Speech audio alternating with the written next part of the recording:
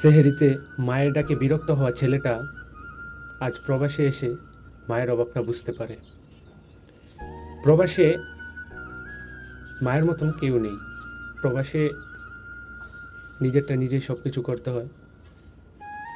ফজরের সময় পরিবারকে খুব মিস করি। আমাদের প্রবাসীদের কষ্ট কাউকে বোঝানো যাবে না। আমরা প্রবাসীরা অনেক কষ্টে আমাদের সময়গুলো পার করি।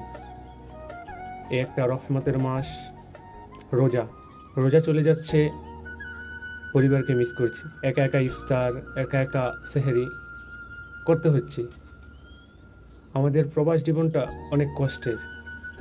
আমাদের সুখের সময়টা সবাই শেয়ার করে, কিন্তু আমাদের দুঃখের সময়টা কেউ শেয়ার নিতে চায় না। প্রবাসে সবাই আপন, এই প্রবাসে সবাই আপন, এই প্রবাসে আবার সবাই পর। আপনি যদি আপনার স্বপ্নগুলো ভেঙে তাদের স্বপ্নগুলো পূরণ করতে পারেন, তাহলে আপনি সবার কাছেই প্রিয়।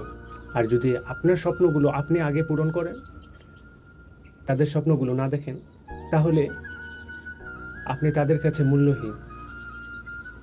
এই রোজার ভিতরে পরিবারকে মিস করছে। প্রত্যেকটা প্রবাসী পরিবারকে মিস করছে। একা একা ইফতার, একা একা সেহরি, জীবনটাই অন্যরকম।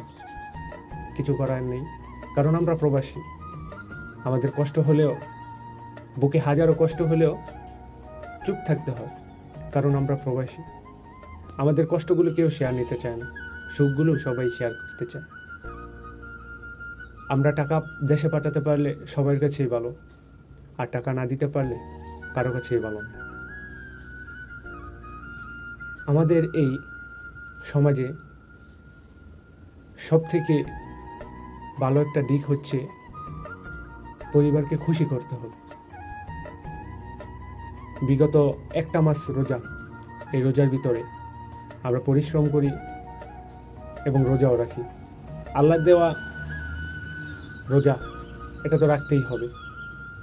আল্লাহ রব্বুল আলামিন আমাদের সকল প্রবাসীর মনের আশা পূরণ করুক এবং 30টা রোজা রাখার তৌফিক দান করুক। আল্লাহ রব্বুল আলামিন আমাদের সকলকে সুস্থ রাখুক। সবাই ভালো থাকবেন। আল্লাহ হাফেজ।